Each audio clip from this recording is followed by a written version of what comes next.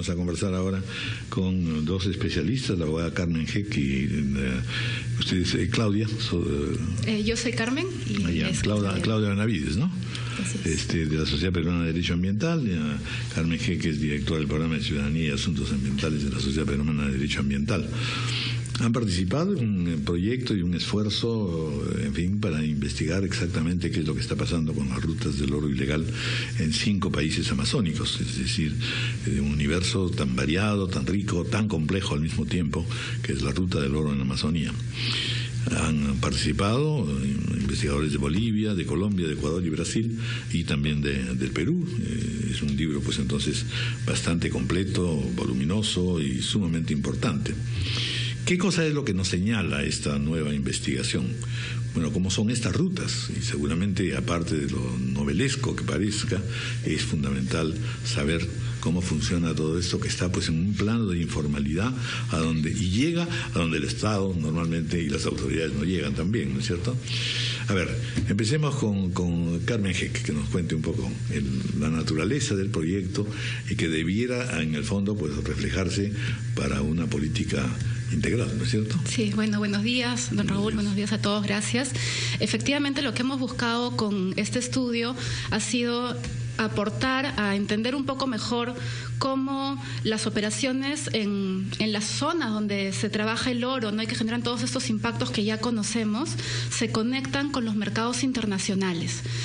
Un poco para poder entender y dar a conocer cómo el problema no es solamente de los extractores del oro, no solamente son los mineros ilegales los que son parte de este problema, sino que somos todos en realidad, ¿no? Los que compramos el oro también somos parte del problema y también deberíamos preocuparnos por trabajar en que haya una mejor trazabilidad, ¿no? Poder conocer el origen del oro. Uno de los hallazgos del estudio es que los principales países que le compran oro a las zonas amazónicas, no solamente al Perú, son Estados Unidos y Suiza. Suiza, por ejemplo, ya viene haciendo algunos esfuerzos para, digamos, evitar comprar oro ilegal. Ellos no están comprando ya oro proveniente del Perú, justamente porque no hay una forma de probar el origen del oro, ¿no? Lo que es un problema. Sin embargo, al parecer estarían comprando oro de refinerías de Miami, que a su vez sí compran el oro peruano.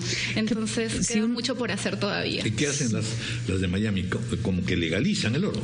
Lo blanquean, ¿no? El oro se blanquea en algún punto de la cadena. Es difícil en realidad identificar cuál es ese punto. El oro formal tiene algún sello, no es posible distinguir el oro formal. Bueno, en el caso de la madera tiene que venir certificada, claro, desde su siembra, digamos, ¿no? Digamos. O sea, casi como que si fuera un ganado marcado. Sí, exactamente. Esos son el tipo de políticas que se quieren impulsar, ¿no? Que hayan certificaciones de oro limpio. Hay algunos esfuerzos, digamos, muy concretos en ese sentido, pero como decía, es tan difícil lograr la trazabilidad de toda la cadena todavía, que hablar de certificación es un poco prematuro, porque no habría forma de garantizar que ese oro que se dice certificado sea realmente legal. Bueno, de hecho, con el ámbito forestal tienen esos problemas, ¿no? Con el ámbito forestal tienen esos problemas, pero a partir del TLC con Estados Unidos sí se generó la obligación, al menos se está trabajando en eso. En el caso de la minería no hay esa política. Ahí el tema es a dónde llega el oro y cómo efectivamente hace pues que prolifere esta actividad ilegal. ¿Cómo funciona esta actividad ilegal? ¿Podrías darnos una descripción? Porque en realidad, escuchándolas, inmediatamente pienso que tendría que hacerse igual investigación en lo que se refiere al narcotráfico, ¿no es cierto? Pues estamos hablando de poblaciones que han encontrado una manera de vivir y de obtener réditos y de considerar, en fin, que en realidad no hacen nada malo finalmente, ¿no es cierto? Porque dicen, bueno, todo esto va para afuera, de modo que no hay una sensación de culpabilidad, por lo pronto, ¿no? Por lo menos en el caso del oro. Bueno, en el caso específico del Perú, la investigación se llevó a cabo en la zona de amortiguamiento de la Reserva Nacional Tambopata, que es donde conocemos esta zona llamada La Pampa, ¿no? Que es la zona de la ilegalidad, digamos. Bueno, ¿cómo operan? En realidad es un fenómeno muy complejo. Operan sobre otros derechos de uso de la tierra en la zona, en el departamento. en Madre de Dios existe un gran desorden territorial, una serie de superposiciones de derechos de uso de la tierra que en zonas donde con poca presencia del Estado pueden propiciar la expansión de actividades informales e ilegales, ¿no? Y se pueden perder de rastro, porque tenemos toda una serie de actividades que son mapeadas, ¿no? Georreferenciadas, formales, pero hay toda una trama de informalidad, ¿no? Toda una institucionalidad local que escapa, digamos, de la regulación, sobre la cual no se ha generado mucho conocimiento, y el esfuerzo que hemos querido es conocer también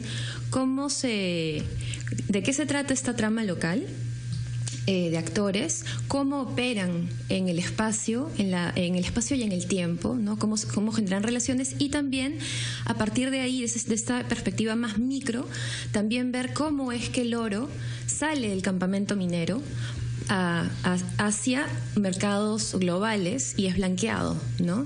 Entonces, hemos querido poner el acento en el hecho de que no se trata de un problema solo localizado, sino también es una problemática global, y hay muchos actores implicados. Ahora, y hemos puesto, la atención en el productor, en las estrategias para la contención de la minería ilegal. Por ejemplo, nos hemos centrado en lo que es el productor, el minero. Sin embargo, hemos perdido de rastro la cadena de producción del oro ilegal.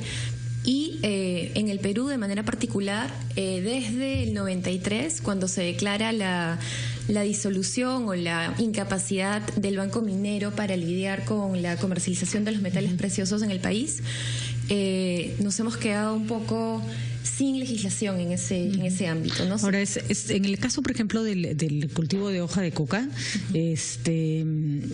pasa lo mismo. Te vas a la erradicación de la hoja de coca y no contemplas toda la cadena de venta desde insumos químicos. Pasa exactamente lo mismo en la minería, ¿no es cierto? Claro. Cuando uno hace un balance, porque uno no puede saber de dónde sale todo el oro ilegal, pero sí sale de dónde sale el oro legal y cuánto se ha producido. Si hacemos una comparación entre ese oro y el que finalmente se exporta, ¿qué porcentaje del oro que sale del Perú sale blanqueado? Bueno, los últimos estudios que se hicieron son en realidad hace varios años, ¿no? La última publicación fue la de Macroconsult, que habla de un 30% de las exportaciones de oro que serían ilegales, ¿no? Porque esa es la diferencia entre lo que se declara como producido y lo que se exporta. Sin embargo, en realidad el porcentaje de oro ilegal podría ser mucho mayor, ¿no? Porque parte de los resultados de la investigación también son cómo el oro peruano estaría siendo importado a Bolivia para ser reexportado a las refinerías de Miami. Incluso en el estudio boliviano han hecho los cálculos de cuánto ellos están produciendo y cuánto están exportando, y la diferencia es diametralmente diferente, ¿no? Es una diferencia súper marcada. ¿Podríamos llegar al punto de que la producción ilegal sea mayor que la legal? Creo que todavía no podríamos hacer una afirmación de ese tipo, pero definitivamente es un porcentaje importante. Aquí hay una cifra que también es notable, ¿no? En el 2010 el dinero que movió en el Perú la minería ilegal superó la cifra que se generó por el narcotráfico. Así es. A ese es el nivel de importancia. No solamente es en el 2010, sino a partir de el 2010. Ahora, mira, para el tema de la minería formal, la gran minería, la que está regulada, hay una serie de organismos, no solamente gubernamentales, sino no gubernamentales, organizaciones internacionales dedicadas a su seguimiento, a su supervisión, a su fiscalización y en algunos casos hasta su erradicación. ¿Por qué no ocurre lo mismo con la minería ilegal, este tipo de minería? Bueno, creo que sí hay una serie de organizaciones de sociedad civil que estamos trabajando en el problema de la minería ilegal, ¿no? Sobre todo en el caso de Madre de Dios. Sin embargo, es un problema que desborda las capacidades o los recursos que la sociedad civil puede tener. Tenemos que hacer una pausa, disculpe.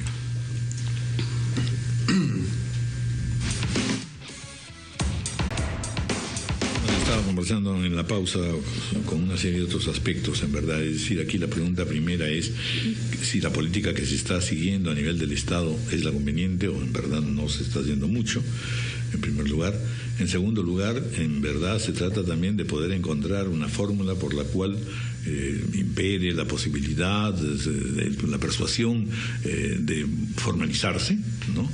Y en tercer lugar, de tener, gracias a la formalización, alternativas de mejora para todos aquellos que están trabajando, que tienen además permisos para actuar, no necesariamente en extracción de oro, ¿no es cierto?, pero sí para explotación forestal, en fin, hay una cierta regulación en el otorgamiento, por lo menos, de licencias para trabajar en esta área. En otras palabras, ¿hemos avanzado en ese terreno o podríamos decir que en realidad se carece de una política específica y que juegue sobre la base de un conocimiento de cómo funcionan las cosas? Yo creo que hay algunos avances, pero todavía falta mucho por hacer.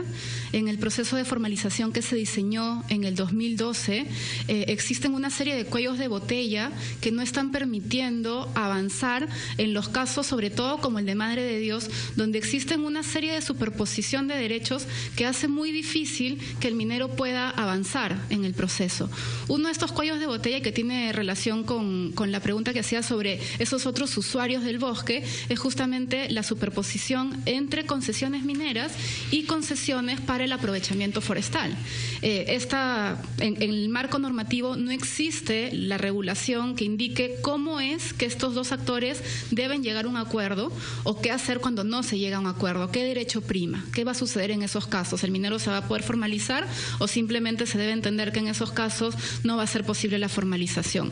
Esto se identificó ya desde el 2012 y, sin embargo, hasta la fecha no hay una política del Estado dirigida a solucionar este problema, y creo que esa es una de las principales razones por las que el proceso en Madre de Dios hasta ahora no ha arrojado un solo minero formalizado. ¿Y qué posibilidades hay que estos 5 países amazónicos se tracen una política similar? Hay algunos avances en ese sentido. Hay acuerdos tanto multilaterales como binacionales. Justamente ayer en la presentación del estudio, el representante del Ministerio de Relaciones Exteriores nos hacía un recuento de todo el trabajo que se está haciendo con Colombia, con Ecuador y con Bolivia, pero queda mucho por hacer todavía, ¿no? Muchos de los esfuerzos, además, están vinculados más al tema de lo que es la remediación de los pasivos ambientales, que si bien es importante, no es la causa del problema, es el efecto, ¿no? Entonces, si no nos centramos en las causas, poco vamos a avanzar. Pero tú has dicho algo importante. Ahí, por ejemplo, en Madre de Dios, que se supone es la capital de la biodiversidad de nuestro país, no debería permitirse este tipo de minería. Hay un grupo grande, y ese es el trabajo, porque tiene un costo político y un costo social enorme. Hay un grupo enorme, grande de gente, de mineros ilegales e informales también, que no van a poder formalizarse, que van a tener que salir de ahí. Efectivamente, porque además en el caso de Madre de Dios tienes una zona que ya se ha delimitado como permitida por la minería y el resto del departamento es prohibido para estas actividades, ¿no? Sin embargo, la minería sigue avanzando en las zonas prohibidas, ¿no? Entonces, los mineros que están avanzando en zona prohibida, para ellos va a ser imposible formalizarse, pero incluso aquellos que están en zona permitida tienen que demostrar al Estado que su actividad no va a generar más daños ambientales de los efectivamente por la naturaleza misma de la actividad, y justamente, que es informal, que es pequeña, que usa tecnologías antiguas. Efectivamente impacta, obsoletas. En realidad cualquier actividad extractiva impacta, pero creo que un debate que está pendiente es lo que mencionaba Claudia hace un momento, y es una regulación específica para la minería aluvial, porque los impactos que tiene y las zonas donde se trabajan, que son ecosistemas frágiles y de alto valor para la conservación, merecen una regulación que diga de qué forma se puede hacer y con qué metodologías se van a remediar esos pasivos en caso que los haya. Y eso hasta ahora es un pendiente del Estado. La selva es insondable, ¿no? Y perseguir a cada minero informal o cada minero artesanal es una chamba complicadísima. Y en el caso de la madera, por ejemplo, se han intentado avanzar en resultados, por ejemplo, penalizando también y considerando culpable de infracción a quien vende madera de origen ilegal. ¿Qué otros mecanismos, además de ordenar el territorio y generar un catastro claro de quién hace qué, se pueden hacer? Vamos a acordar, porque tenemos una muy mala noticia que dar. Noticia de último Instituto Antropológico. Bueno, ya comentaremos al respecto.